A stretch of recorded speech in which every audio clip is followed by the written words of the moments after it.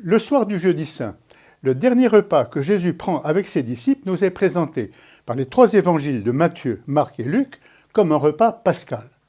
Le repas pascal, c'est le repas que les Juifs prennent pour célébrer la Pâque qui a été la fête centrale de la foi juive. Alors, quels sont les liens entre la Pâque juive et la Pâque chrétienne, le repas pascal juif et notre repas eucharistique?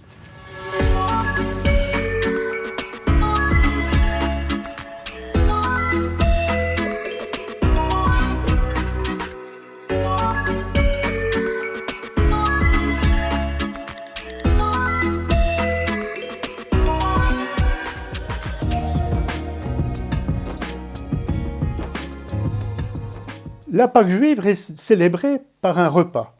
Et c'est au cours de ce repas, un repas ritualisé, où qu'on prend en famille, avec des amis, tous ensemble, et solennellement, que Jésus va instituer son propre repas eucharistique, son propre repas pascal.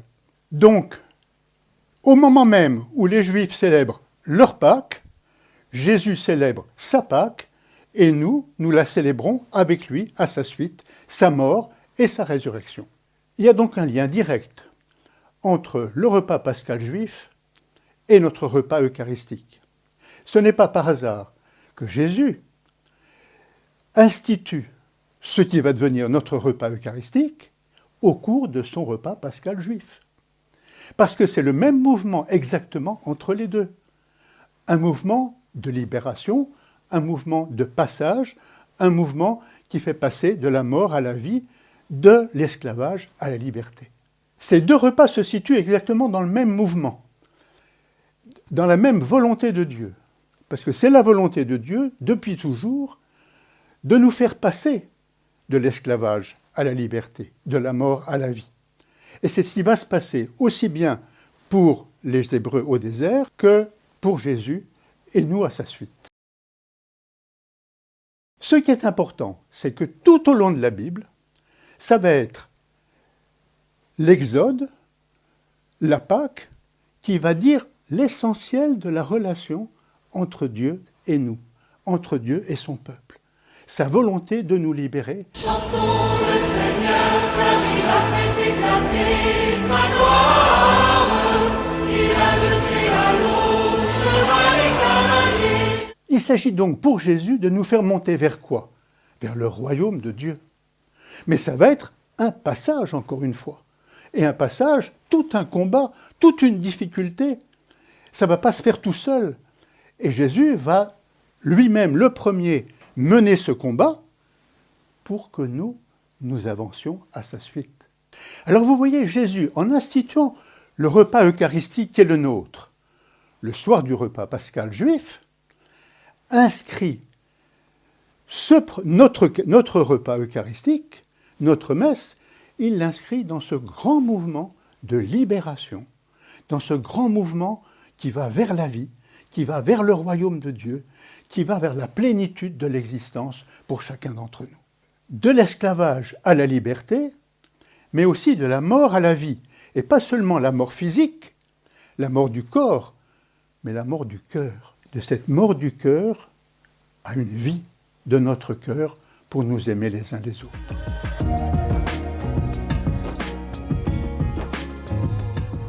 Alors, avec tout ce que cette liberté retrouvée va entraîner de conscience et de responsabilité pour chacun d'entre nous.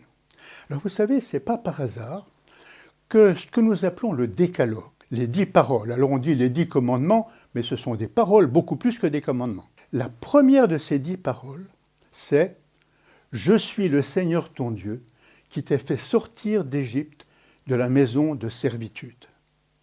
Et alors, les 9 paroles qui vont suivre, les 9 commandements qui vont suivre, ils nous diront la façon dont nous avons à vivre dans cette liberté les uns avec les autres. Tu ne tueras pas, tu ne voleras pas, tu ne commettras pas d'adultère, tu ne mentiras pas, tu ne porteras pas de faux témoignages. Et finalement, tu aimeras ton prochain comme toi-même. Mais alors il va nous falloir des forces pour vivre tout cela. Et c'est pour ça qu'il s'agit d'un repas. Le repas qui nous donne la force de nous lever, de marcher, de faire ce passage, qui nous nourrit, parce que nous avons besoin d'être nourris pour vivre. Et comme Dieu, au désert, avait nourri son peuple avec la manne, et puis il y avait un rocher, alors que les Juifs avaient très soif, donc Moïse frappe le rocher et l'eau jaillit du rocher, et tout le monde peut boire, et bien de la même façon, à chacun de nos repas eucharistiques, il nous est ouvert de quoi manger et aussi une source qui va s'ouvrir en nous pour nous donner cette eau dont nous avons besoin, cette eau vive qui va jaillir dans notre cœur et qui va nous désaltérer complètement.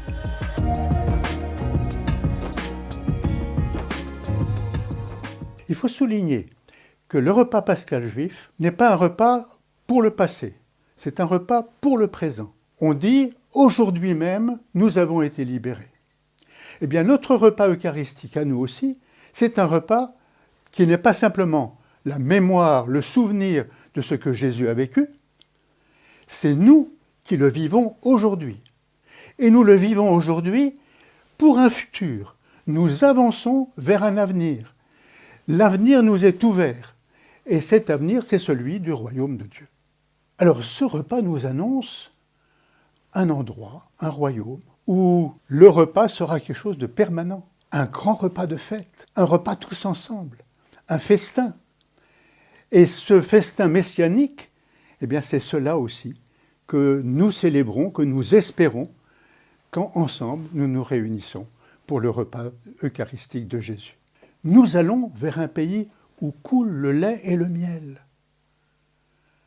Et c'est ça qui a été la terre promise que Dieu promettait aux Hébreux dans le désert, et cela nous est promis à nous aussi pour aujourd'hui. Repas eucharistique, disons-nous, oui, repas d'action de grâce, repas de libération, de passage, repas de fraternité. Et nous avons à passer à ce moment-là de l'esclavage, de tout ce qui nous tient en esclavage, à la liberté, de l'égoïsme à la fraternité, de la mort à la vie.